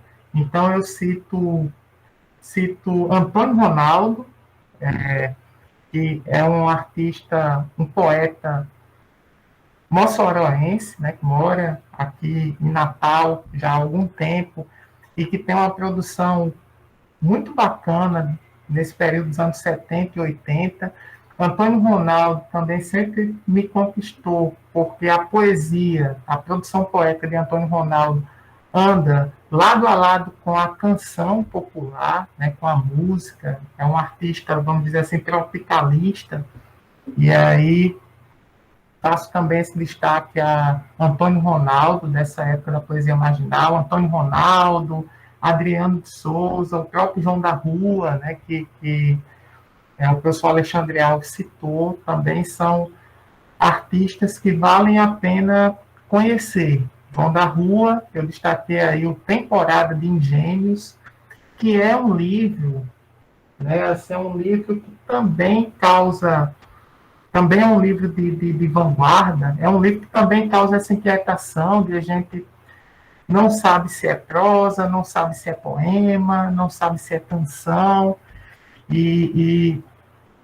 então é um livro híbrido, vamos dizer assim, da mesma forma que o livro do Vitor foi citado pelo professor Alexandre, né, tem também esse aspecto, o Temporada de Engenho, de João da Rua, e aí, representando esse momento contemporâneo, começando ali dos anos 60, pegando até os dias atuais, eu já citei Falves, Anchieta Fernandes, Moacir Cirne, Jarbas Martins também, Avelino de Araújo, Antônio Ronaldo. Mais contemporâneos, eu cito Tiago Medeiros, que faz um trabalho muito bacana com o grupo Insurgências Poéticas, que tem uma produção muito intensa. Regina Azevedo, Jéssica Santos, mantém viva essa força da poesia feminina na literatura norte-grandense. E, é claro, citando aqui também o Vitor Azevedo, que, a exemplo do professor Alexandre, eu também estou tentando aqui compreender, montar as partes do Nossa Senhora dos Alagados, de Vitor Azevedo. Então, alguns nomes aqui dessa cena, dessa produção mais contemporânea. Eu já citei Câmara Cascudo, e que até a gente escuta, né, assim, às vezes críticas ao posicionamento político de Câmara Cascudo, tentativas de diminuí-lo, infelizmente acontece, mas assim, a obra de Cascudo é indiscutível. E é impossível, como já falei aqui antes, você não passar por esse autor na literatura norte-grandense. De Câmara Cascudo, além de Alma Patrícia, eu queria destacar aqui para vocês um livro que eu acho fantástico, que é a minha edição já está bem machucada, mas é o Prelúdio e Fuga do Real. Prelúdio e Fuga do Real, de 1974. Nessa obra, até um pouco ensaística, viu, Vitor? Nessa obra aqui de Câmara Cascudo, ele desenvolve diálogos com personalidades da cultura ocidental. Então, ele conversa aqui com Dom Quixote, conversa com Machado de Assis, Rousseau, e assim por diante, e são diálogos que ele, o professor Câmara Cascudo, vai desenvolvendo com esses grandes nomes reais ou ficcionais da literatura, da cultura ocidental. É um grande exercício de imaginação. Eu também recomendo assim, a leitura. E, por fim, para e encerrando aqui essa parte da produção contemporânea, eu queria destacar também o nome de Tiago Gonzaga, que também é artista, né, também publica, principalmente no campo da prosa, contos, mas tem uma preocupação muito grande com a crítica literária. E ele já tem várias obras nesse campo e é sempre muito empenhado em destacar, evidenciar a literatura norte-grandense. Portanto, eu acho legal assim destacar o nome de Tiago Gonzaga. A gente percebe, né, que a poesia predomina, é uma característica da literatura norte-grandense, mas nós também temos prosadores bem bacanas. Eu já falei de Zé Bezerra Gomes, no campo do romance, e a sua super obra Os Brutos. Gostaria de destacar uma obra que também gera uma discussão se é novela, se é romance, e que nós estudamos muito lá na unidade Rocas do campus, que é a obra Cabra das Rocas, de Homero Homem. É a obra que é conhecida como o Pequeno Príncipe da literatura potiguar, né? Tem também aquela discussão se é infanto-juvenil, se é adulto, mas traz grandes ensinamentos, e mais do que isso, o espaço das rocas, aqui nessa obra, é um espaço que funciona como personagem, é presente, é determinante o desenrolar da ação narrativa. Então, nós estudamos muito Cabra das Rocas, lá na unidade Rocas, e até já fizemos roteiros lá pelo bairro, tentando identificar os espaços que são citados aqui na obra de Homero Homem. Ainda nesse campo da prosa, né, só para destacar alguns nomes: Newton Navarro, Os Mortos São Estrangeiros, que eu considero a maior obra de contos da literatura norte-grandense, de 1970. Muitas vezes aqui em Natal nós conhecemos Newton Navarro, principalmente por causa da ponte, né? A ponte Newton Navarro. Mas ele é um grande escritor, além de artista plástico. Muita gente conhece por causa de sua produção no campo das artes plásticas, mas ele é um grande escritor, e Os Mortos São Estrangeiros. Eu vou contar uma história que aconteceu aqui. Eu sempre conto às minhas turmas, mas teve uma turma de língua portuguesa, da disciplina língua portuguesa, que eu levei essa obra e nós observamos os elementos da narrativa, estudamos o gênero conto a partir dessa obra. E eu levei, mas não destaquei o autor dos contos. Inicialmente não fiz esse destaque. A turma se encantou com os contos, e quando nós fomos conversando, que eu revelei Newton Navarro, artista norte-grandense, essa turma teve uma postura que me deixou curioso, que ela não estava querendo aceitar Newton Navarro era um artista norte-grandense porque era muito bom. Eles tinham gostado muito dos contos, e a gente teve essa discussão, né, assim, e entra também naquela reflexão que a gente deve sempre desenvolver, da necessidade de valorizar a produção local e de não olhar essa produção local com preconceito, porque às vezes acontece isso também, né? A gente prefere olhar para o que vem de fora e valorizar o que vem de fora, e o que está produzindo, o que está sendo produzido aqui, a gente vai um pouco numa linha de desqualificar. Portanto, eu vou pulando aqui. Newton Navarro, já falei de João da Rua, gostaria de citar também Carlos de Souza. Dentro dessa, é uma produção, a Crônica da Banalidade, né, é uma produção em prosa, e entra nessa vertente marginal, hippie, também é muito bacana que esse material do nosso querido Carlão. Aqui são as referências, algumas referências que utilizei para essa apresentação. E também colocando aqui como uma espécie de anexo a esse debate, alguns trabalhos que foram desenvolvidos no Campus Natal Cidade Alta sobre literatura norte-grandense. Tenho muito orgulho de participar dessas produções que a gente vem realizando já há 10 anos, né? Então, muitos estudantes se identificam com a literatura norte-grandense, produzem TCCs, artigos científicos, artigos jornalísticos, e nós sabemos que isso é fundamental para a permanência da literatura norte-grandense. Então, compartilhando esse material aqui com vocês. E, além desses trabalhos, algumas listas que Tiago Gonzaga publicou em 2015, listas sempre são polêmicas, né, mas depois vocês podem conferir e observar se concordam ou não, e também servem para essa iniciação, né, assim, para essa referência, para você ver o que é interessante.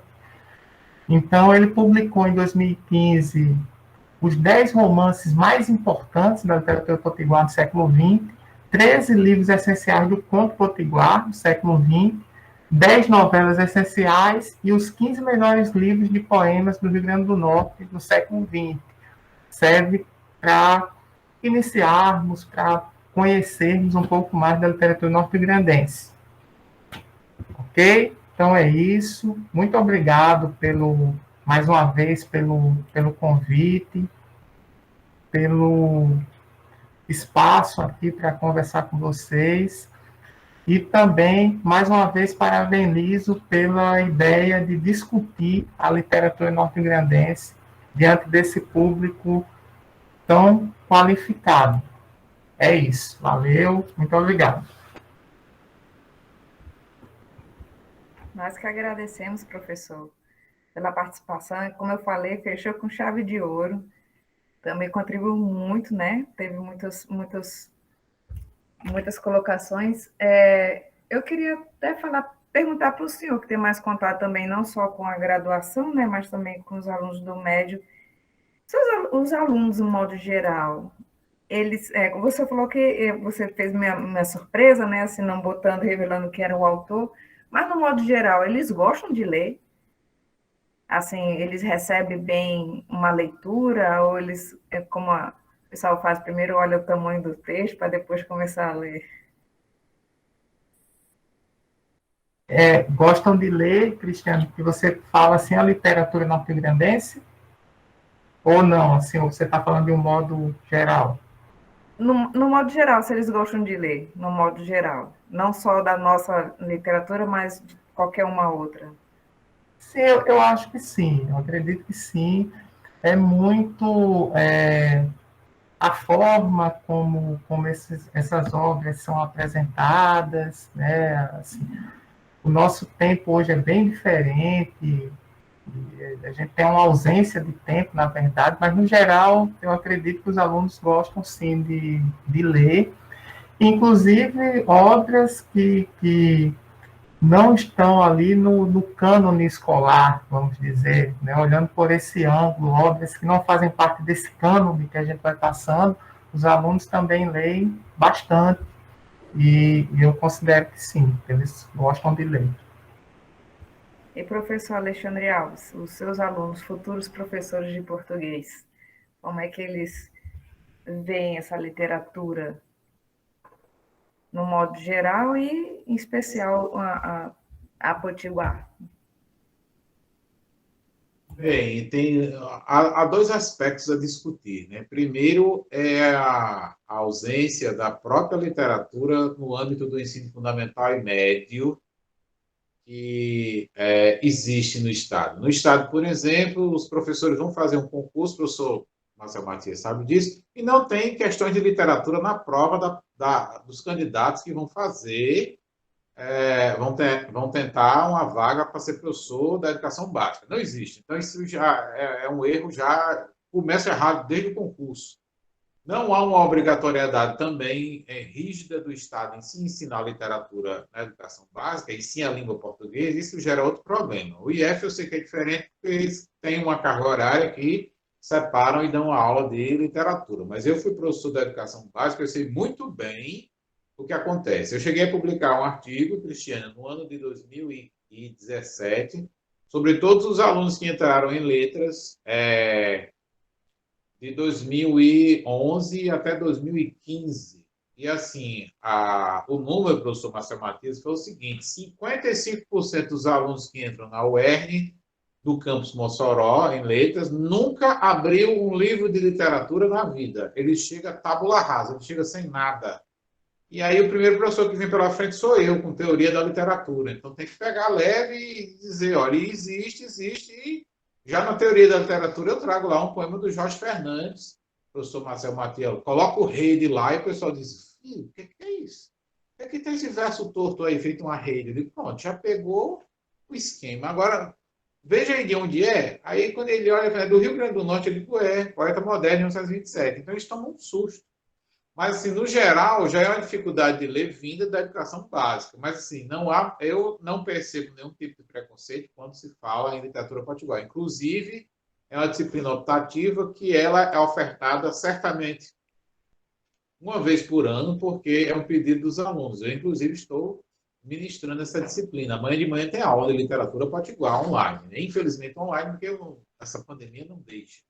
Mas nós estamos aí há alguns semestres já ministrando, um semestre sim e não com literatura potiguar. Então, há um interesse. E eu fiquei feliz também quando o professor Marcelo Matias falou que alguns alunos do campus também fazem TCC sobre essa literatura local, né? Então, isso é muito interessante. Lá na UERN já é um padrão, né? Todo ano tem 1 ou 2 trabalhos sobre literatura potiguar. Lá em Mossoró também, lá em Açu também. E, obviamente, lá em Pau dos Ferros. Então, essa literatura potiguar, ela está sendo estudada, assim. O professor Marcelo Matias falou num ponto muito interessante, que é o seguinte, né? Não basta só o leitor e o livro, é preciso o estudioso. É esse estudioso que faz separar o joio do trigo, quem é que fica, quem é que vai ser esquecido, qual é a literatura que tem uma certa qualidade para se situar dentro da literatura brasileira, qual é aquela que não tem. Então, tudo isso daí faz parte de um contexto, mas eu não vejo nenhum preconceito quando a gente diz que é uma produção norte e rio-grandense. Eles até ficam assustados, assombrados, como o professor Marcelo Matias falou, sobre o Nilton Navarro, que as pessoas realmente só pensam que é uma ponte, ou que é artista plástico, não é isso, professor? Porque ele é mais renomado por isso mesmo, né? É um dos primeiros artistas plásticos modernos também no Rio Grande do Norte, ao lado do Dorian Gray Caldas. Então, assim, é sempre uma surpresa, mas há material do mestrado também, lá em Mossoró, e do doutorado, tratando já com dissertações e teses sobre autores do Rio Grande do Norte. Então, isso daí é um referencial. Eu, recentemente, orientei um mestrado sobre o Berílio Vanderlei e outro mestrado sobre Jorge Fernandes. Então, assim, há um resultado. Infelizmente, o livro é muito caro para que esses alunos possam procurar publicar, mas, assim, existe essa produção local sobre os autores norte-rio-grandenses. Professor Matias, na sua pesquisa, né, você teve essa dificuldade de encontrar também muitos livros? O senhor citou que teve que tirar xerox primeiro para depois conseguir o livro em si, mas, assim, os outros livros para embasar suas pesquisas, teve essa dificuldade?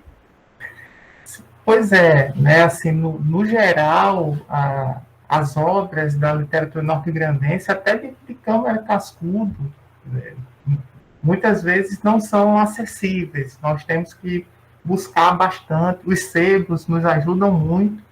E as editoras locais, como a própria Queima-Bucha, o Sebo Vermelho, assim, eu acho que Abimael Silva, do Sebo Vermelho, pensando a literatura norte-grandense, o funcionamento da literatura norte-grandense, ele também é um nome que está ali equiparado à Câmara Cascudo, porque ele é um militante da literatura norte-grandense, e algumas obras que temos acesso hoje, só temos por causa dessa ação de Abimael Silva, lá no Sebo Vermelho, e de outras editoras, como eu falei aqui, a Queima-Bucha, né? O professor Alexandre Alves falou da Sol Negro também, e de outras editoras que fazem esse enfrentamento, né? Vão lá e publicam, muitas vezes sem essa preocupação com retorno financeiro, mas tendo a consciência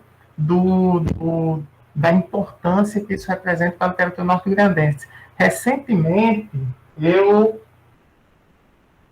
fiquei muito feliz com a republicação de Por uma Vanguarda Nordestina, de Anchieta Fernandes. O sebo Gageiro Curió, né, republicou, vem aí republicando.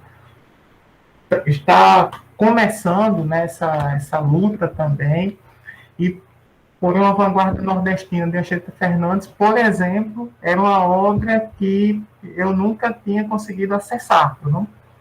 Eu sabia da existência e tal, mas ter a obra em si não tinha. Então, a gente tem essa dificuldade, sim, e muitas vezes o pesquisador faz esse papel de arqueólogo, né? Sai ali buscando os livros, encontrando nas bibliotecas, como o professor Alexandre Alves tão bem ilustrou aqui na sua fala por meio de suas pesquisas.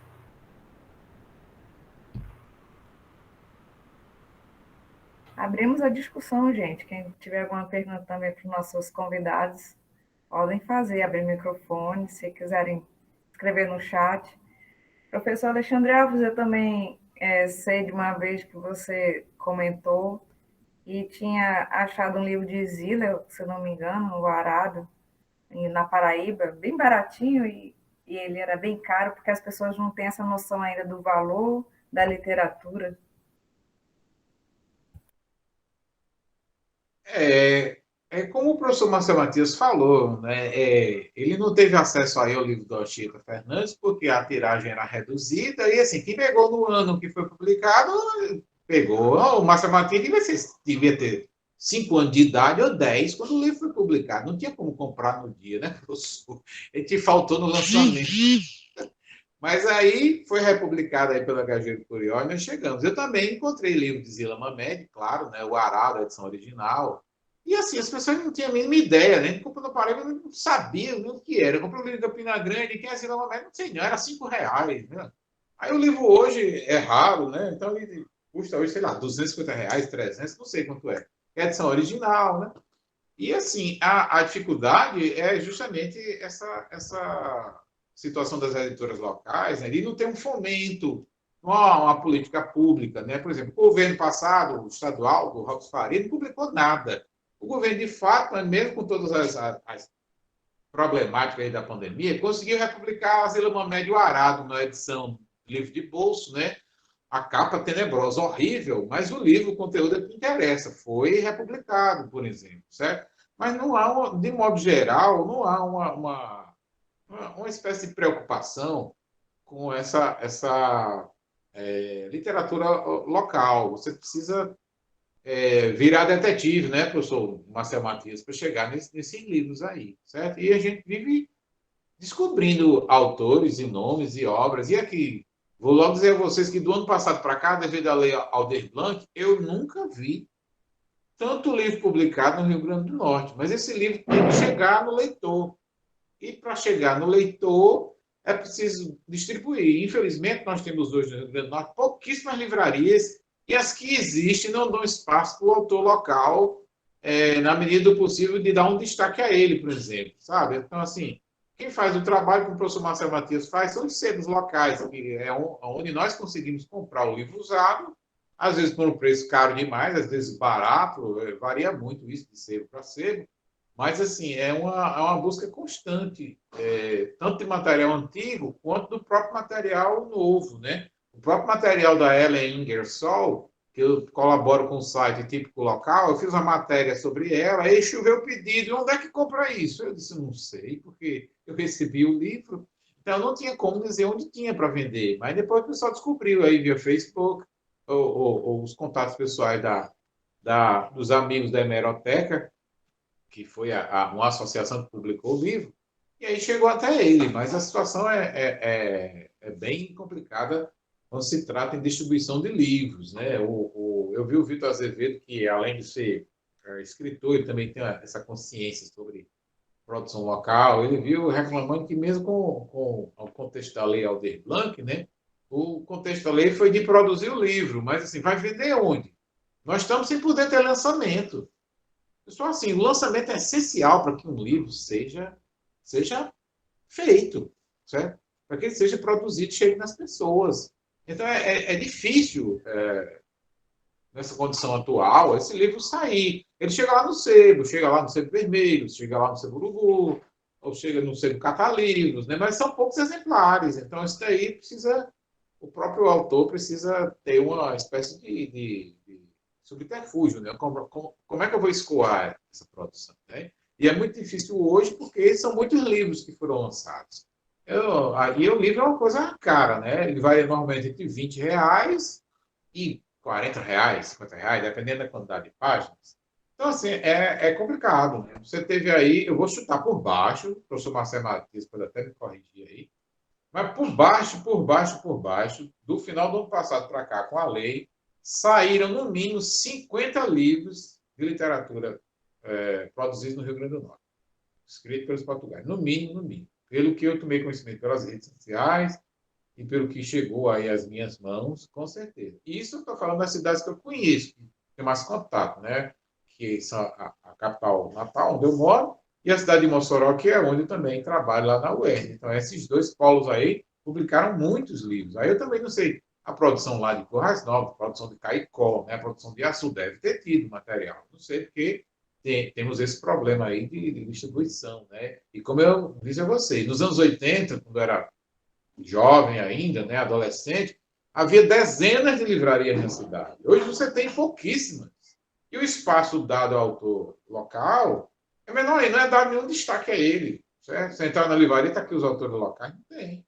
Sem contar isso em alguns sebos, né? A Abimael é especializada em literatura do Rio Grande do Norte. O Seburubu tem uma seção só de Rio Grande do Norte, né? E a própria Queima-Bucha lá em Mossoró também tem uma seção lá de Rio Grande do Norte, né? Eles trabalham também com isso, é editora, mas também um pequeno espaço de venda de livros. Então, isso daí é essencial para fazer o livro correr. O professor Marcelo Matias lembrou muito bem de Antônio Cândido. Precisa do autor, precisa do livro, precisa do leitor. Se faltar um, essa literatura não gira, ela fica parada. Então, nós temos esse problema. De novo, esse problema não é só do Rio Grande do Norte. Ele ocorre aqui, ocorre na Paraíba, né? Ocorre talvez em menor proporção em Fortaleza, em Recife, em Salvador, porque são cidades com milhões de habitantes. Natal não chegou nem sequer em 1 milhão de habitantes ainda. Então, assim, essa produção não escoa, né? E, assim, o professor Marcelo Matias falou de outra situação também que eu tenho que lembrar. Que as pessoas aqui, a maioria delas, leitores, eles ficam procurando o best-seller do verão. Elas ficam procurando a lista da Veja do mais vendido. Ela fica procurando o poeta da moda. E aí a produção local passa despercebida. Ninguém sabe que ela existe, certo? Então não adianta ficar falando lá do Chacal, do Cacás, da Ana Cristina César, do Paulo Leminski, se você não conhece a própria literatura marginal local, que aí foi republicada um ou outro livro, outros poetas estão vivos, como o Carlos Gugel, o João Batista de Moraes Neto, e vários outros que não foram republicados. Então, tem que se conhecer. É por isso que o trabalho da crítica literária e do professor de literatura é essencial para manter e para não esquecer aquilo. Né? Eu me lembro do texto do teórico alemão Adorno, do colecionador. O colecionador gosta de guardar aquilo que ele acha importante, não só para ele, mas para as pessoas. É por isso que, por exemplo, eu coleciono livros desde, sei lá, 15 anos de idade, nem sei mais, 14, não sei. E eu os mantenho aqui, certo? Então, assim, é interessante você ter isso. Não só para mim, mas para os alunos também. A minha função de professor é essa, né? E eu, assim, sempre bato na tecla, viu, professor Marcelo Matias, que temos vários colegas que apenas querem estudar o cânone e ficam numa zona de conforto e desconhecem completamente a literatura do bairro dele. Ele não sabe nem que o Nelian de Castro morava em Tirol, ou que o Ferreira Tajubá morava lá nas Rocas da Índia, ou que o Homero Homem, obra muito bem lembrada por você, esqueci, mas você ainda bem lembrou, Cabra das Rocas, pessoal que está vendo aí a transmissão, vendeu mais de 500 mil de livros durante 10 anos. É muito livro. Ele ficou muito conhecido porque a obra era adotada nas escolas. Eu, inclusive, era aluno na rede pública e essa obra foi adotada pela professora de língua portuguesa. Vocês vão ter que ler Cabra da Soca. Aí o professor Matheus mostrando o livro aí. Então, assim, é sensacional. É um campo vasto, mas, infelizmente, precisa do professor de literatura. É para isso que essa profissão ela é tão importante ainda. É ela que mantém os laços culturais, né, da produção local com o leitor. Se não fosse professor de literatura, se não for professor de literatura, eu sempre digo a todos, né, é capaz do cidadão terminar uma graduação sem nunca ter aberto um livro de literatura na vida. Infelizmente, essa é a verdade. Mas a literatura potiguar é essa, vasta e com autores de prosa e poesia, as centenas. É só procurar. Alguma colocação, professor Marcelo? Acho que é isso, né? Assim, que esse momento sirva para despertar esse interesse em conhecer a literatura potiguar, em curtir, compartilhar, fazer circular, porque é uma produção muito vasta, rica, diversa, e a gente, não conhecendo esse material, a gente perde muito dessa produção desses artistas que inclusive, às vezes a gente se encontra, né, assim, na cidade, nas ruas, ou se encontrava antes da pandemia, né, que agora, mas assim, e você está ali diante de um grande artista, de um grande escritor, e não percebe, né, assim, não percebe, não valoriza esse momento. Portanto, eu acho que é isso, né? Assim, conhecer, curtir e compartilhar a literatura norte-grandense. Muito bem colocado mesmo. Professor Tito Matias está sugerindo aqui a próxima discussão sobre escritas pretas na literatura potiguar. A gente pode convidar o senhor para fazer essa discussão com a gente. Realmente vai ser bem interessante mesmo. A gente vai fazer também, gente, agradeço a todos que participaram, aos professores, muitíssimo, muitíssimo obrigada mesmo. Convidamos depois para vocês curtirem a foto oficial lá no Instagram para a gente fazer o sorteio, tá certo? E a gente também vai colocar um questionáriozinho do pós-evento da gente. Eu gostaria que vocês participassem fazendo respondendo esse questionário para a gente agradece muito mesmo, inclusive os professores que participaram conosco. Agradecemos a participação de todos, e é isso então, gente. Obrigada, até o próximo evento da gente. Professora Patrícia.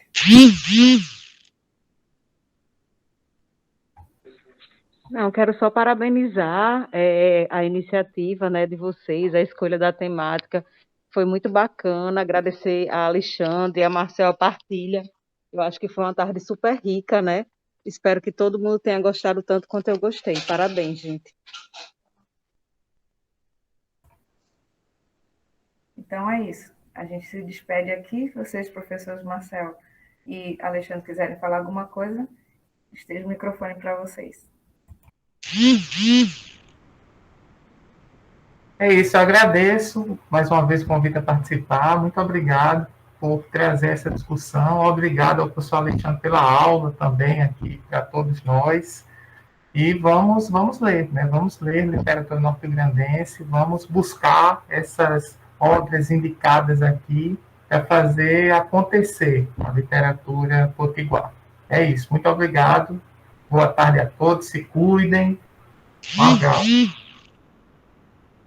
Eu quero agradecer também aí a organização do evento, né, que a gente sabe que é difícil fazer isso de forma online, né, aos que estiveram presentes e aos que estão presentes aí. E agradecer também aí ao professor Marcel Matias pela conversa, né, pelo diálogo aí, que é bom. A gente já se encontrou algumas vezes, mas ele foi na UERN uma vez com o evento, né, eu também encontrei com ele lá no IEF outra vez. Mas, assim, a gente está numa dificuldade dessa de fazer tudo online, né? Aula, evento. Então, a gente agradece demais aí a produção, obviamente, tá bom? E aos que estiveram aí. Eu vi ainda, Cristiano, uma pergunta aí, acho que foi do Vitor, sobre a produção ensaística no Rio Grande do Norte. Aí eu tenho que dizer a ele que o ensaio está meio em desuso, né, professor Marcelo Matias? Ele está mais para o lado dos artigos acadêmicos, científicos. Mas, assim, ainda tem o Tiago Gonzaga, que o professor Marcelo Matias falou, que aí o professor Tito já lembrou. O Tiago Gonzaga fez um livro recente chamado A Presença do Negro na Literatura Potiguar, que é um livro de ensaios, né? Você tem também a produção do Manuel Onofre Júnior, que ele tem vários livros também sobre essa literatura potiguar.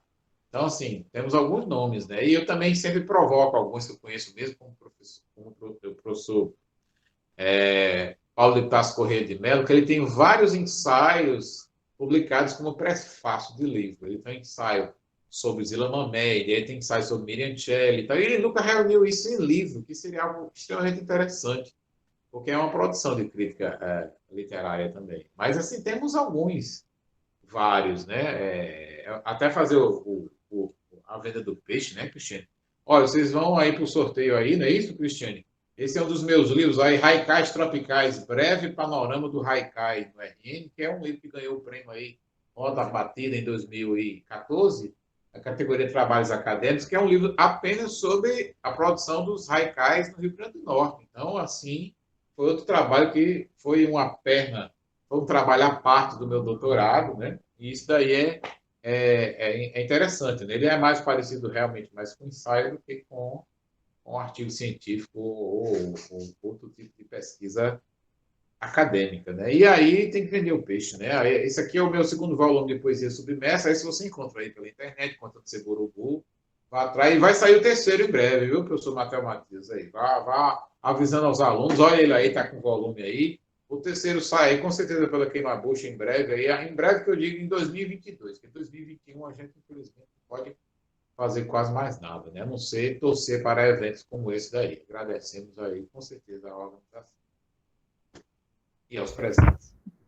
Agradecemos e obrigada, gente, por esse evento ter podido ocorrer com tanta gente legal aqui assistindo e prestigiando. Obrigada, então. Vão lá no Instagram e curtam lá a foto para o sorteio. Vamos lá. Valeu, gente.